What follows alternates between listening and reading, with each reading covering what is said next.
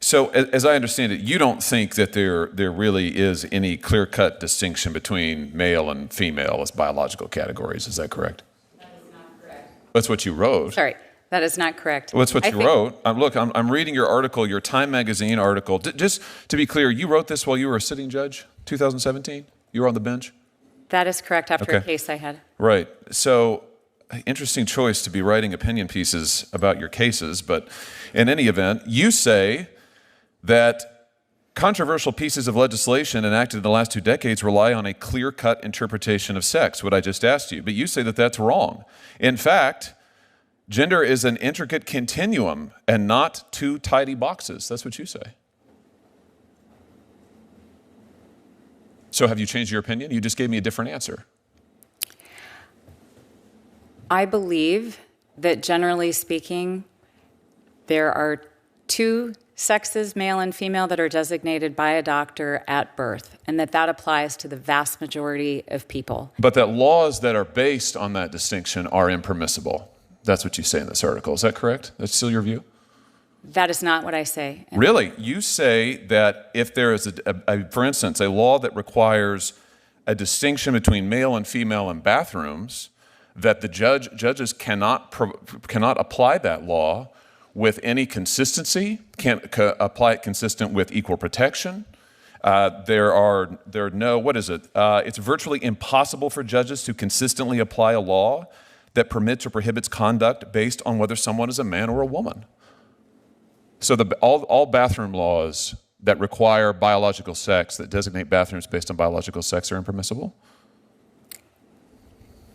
That is not the position that I took in the article. That's what it says. It's impossible for judges to consistently apply a law that permits or prohibits conduct based on whether someone is a man or a woman. And you specifically cite bathroom laws as an example of this. In fact, you criticize the then Trump administration's designation of gender-based bathrooms. Right? Sounds like you've made up your mind on a lot of things, but I just want to get clear on this because this is an important issue, certainly to people in my state.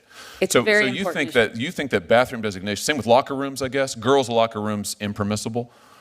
Biological men have to be permitted into girls' locker rooms? That is absolutely not what I said in my That is absolutely the import and the takeaway of your piece. You suggest at least 3 different constitutional problems with any gender-based laws, including specifically bathroom laws. You write about it.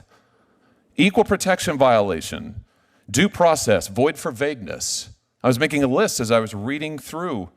You say that our biological variability means that a 2-bathroom, even 2-sex-based approach is inadequate. Judges cannot apply it. So if Title IX is interpreted to protect women's sports, biological women playing sports with other biological women, it's unconstitutional? Senator. That's a yes or no? I was referring to the 5 babies born a day that doctors have challenges. No, you wrote an article that is extremely broad that pronounces on a range of issues and pronounces quite definitively. What's this comment at the end of your article about the fact that judges must see the world through a secular lens, and when legislators blur the lines of church and state to enact laws that permit or prohibit conduct based on biological gender as only male or female, they place an impossible burden on the judiciary? What's that mean? That distinctions between male and female are a violation of church and state? Judges have to be able to administer these laws if the direction, and I have to tell you, I work really hard to get it right, to do exactly what Congress tells me to do and the legislature tells me to do. And as a result, if a doctor finds it difficult to identify at the moment of birth for certain children. Is a law that distinguishes between male and female a violation of church and state? You say when legislators blur the lines of church and state and enact laws that permit or prohibit conduct based on biological gender as only male and female, they place an impossible burden on the judiciary. So this is a First Amendment violation? If what you are telling judges is that in order I'm not telling you anything. I'm reading you your comments, and I am asking you if you are still committed to these, and it sounds like you are. I have to tell you, I think these positions are insane. I think the idea that laws based on the distinction between male and female are a violation of church and state is insane. Totally insane. I think the idea that laws that would say women's locker rooms are protected from biological men, that those are impermissible, that's insane. But that's what you say in this article. You're going to have to recuse yourself in a lot of cases, aren't you? Will you recuse in every case involving biological sex if you are confirmed?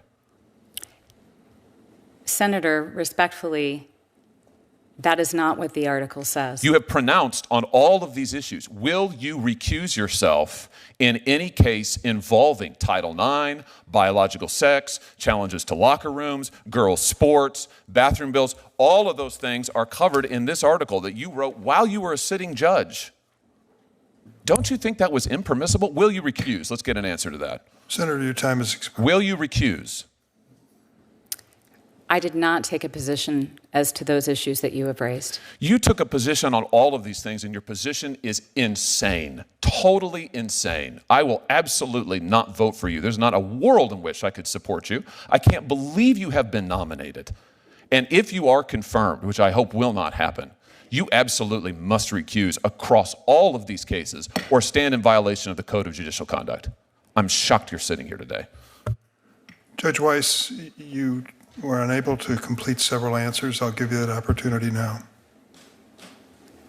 Thank you.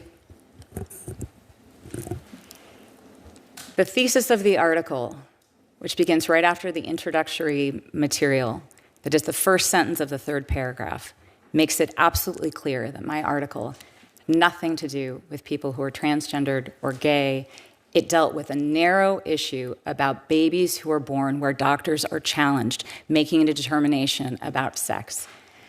And as a sitting judge who has to administer potentially laws where I would have to make such a determination that doctors sometimes find it difficult to do, I think it is critically important. It's important under the Constitution. It's an obligation that we have to treat everyone to have equal protection under law. It is the words that is listed above the entrance to the United States Supreme Court. I actually believe that everybody who is in here cares about all newborn babies and what the circumstances are for all of them. And for those children who eventually become adults, I believe that the legislatures and Congress need to help judges and give a clear indication about what to do in those limited instances. And that is all. Senator Butler?